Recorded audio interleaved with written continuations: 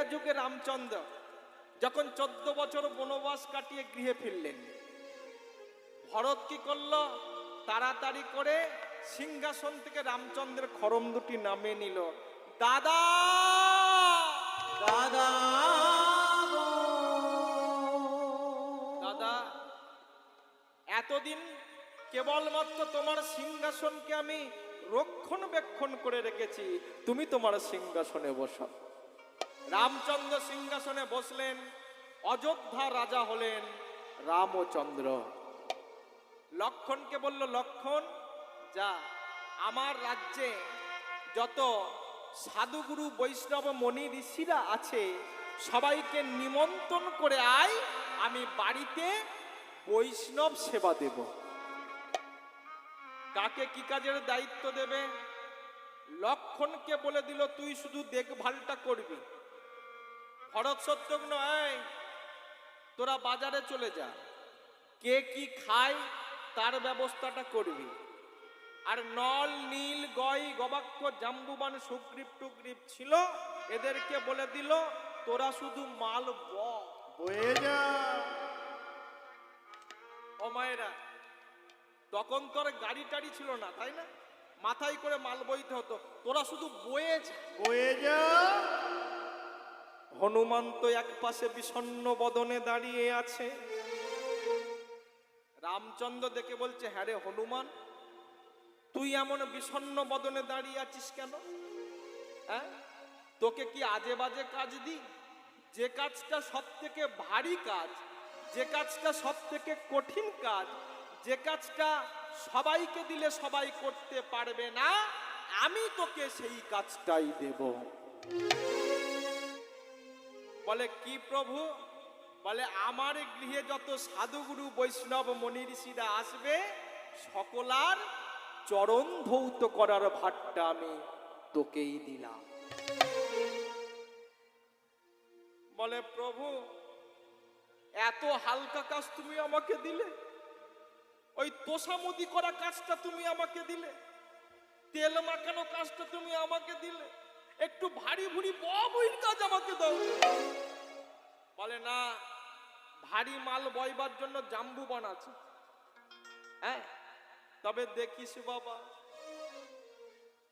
যেন কারোর ওপর দাঁতটাতে খিচিস না। কেন? কারণ দুটো অপরাধের ক্ষমা নাই, এক হলো বৈষ্ণব অপরাধ আর এক হলো গুরু অপরাধ। হনুমান, যেন কারোর ওপর দাঁতটাতে খিচিস না। হনুমান কি করেছে মা? সকালবেলা যখন 2-4 জন করে এসেছে, এ ভালো করে যত্ন আত্তি করে পাটা ধুয়ে মুছে মাছে দিয়েছে। যখন 2-4 জন এসেছে, একটু বেলার দিকে যখন 10-12 জন একসঙ্গে ঢুকেছে, এর তো একটু রাগ হতেই চাই। এক এক করে যাও।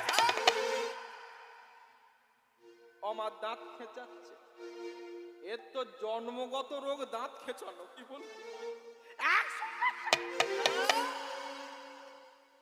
দুপুরের দিকে যখন 20-50 জন একসঙ্গে ঢুকেছে, এ তো লাফালাফি করতে আরম্ভ করে দিয়েছে। আমি বারবার প্রভুকে বলেছি, এই সব কাজ আমাকে দিও না। প্রভু জোর করে আমাকে এই সব কাজ দিল, আমি একা কি করব? কজন আর তেল মাখাবো, কজন আর পা ধোবো? শেষকালে কি করলো জানেন মা? ওই সব কটাকে একসঙ্গে লেজে করে পাক দিয়ে ধরে পুকুরে চুবিয়ে,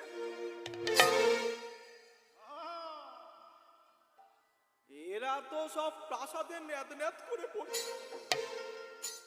যেন সব তাল গাছ থেকে পড়েছে। হরি হরি বল। কারোর রগ ভেঙেছে, কারোর ঠ্যাং ভেঙেছে, কেউ খোঁড়াচ্ছে। রামচন্দ্র দেখে বলে, এ তোমরা কি করেছো? হ্যাঁ, তোমাদের এমন ফেটে ফুটে গেল কি করে? বলে, আমাদের পা ধুইয়েছে। হরি হরি বল। এ হনুমান, এ এ তুই কি করেছিস? সেবা দিতে গিয়ে বৈষ্ণব অপরাধ?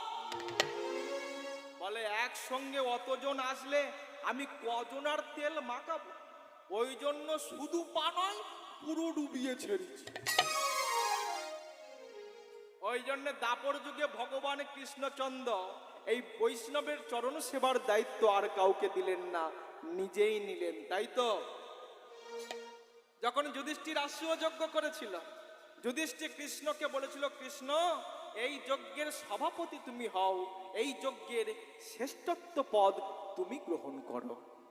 কৃষ্ণ বলেছিল আমি সভাপতি হতে পারি, তবে আমি যাকে যে কাজের দায়িত্ব দেব তাকে সেই কাজ করতে হবে।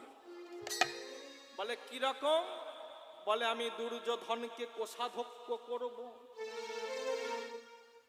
বলে তোমার মাথা ঠিক আছে? দুর্যোধনকে তুমি কোষাধ্যক্ষ করবে? ও বেটা চোর, ছেড়ে ফাঁক করে দেবে।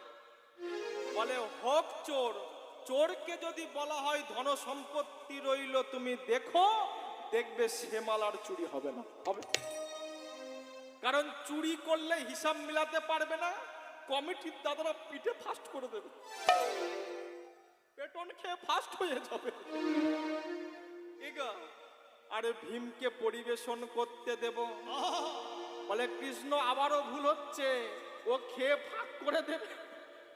বলে যে খাই বেশি সে যদি পরিবেশন করে সে আর বেশি খেতে পারবে না, গন্ধে গন্ধে পেট ভরে যাবে। যুধিষ্ঠির বলছে কৃষ্ণ তুমি সবাইকে সব কাজ দিচ্ছ, কিন্তু এই যজ্ঞের সভাপতি তুমি, তো সভাপতি হয়ে তুমি কি করবে? বলে আমি কি করব জানো? তোমার গৃহে যত সাধুগুরু বৈষ্ণব আসবে, যত মুনি ঋষিরা আসবে, সকলার চরণ ধৌত করার ভারটা আমি দিলাম। যুধিষ্ঠির তোমার গৃহে যত সাধুগুরু বৈষ্ণব মুনি ঋষিরা আসবে তারা প্রসাদ পাবে, আর প্রসাদ পাবার পরে এটো পাতাগুলো আমি নিজ হাতে ফেলবো, এই কাজটা তুমি আমাকে দাও। ভক্তমণ্ডলী, ভক্তিমতী মায়েরা দেখেছেন, ব্যাংকে আমাদের 10-20 লাখ টাকা থাকলে আমরা ধরাকে সরা মনে করি, তাই না? আর যিনি অনন্ত বিশ্ব ব্রহ্মাণ্ডের মালিক, যিনি অনন্ত বিশ্ব ব্রহ্মাণ্ডের নিয়ন্ত্রণ কর্তা, এই বিশ্ব ব্রহ্মাণ্ড যার লোমকূপে বিরাজিত, তার মধ্যে কতটা নম্রতা, কতটা আন্তরিকতা, কতটা একাগ্রতা।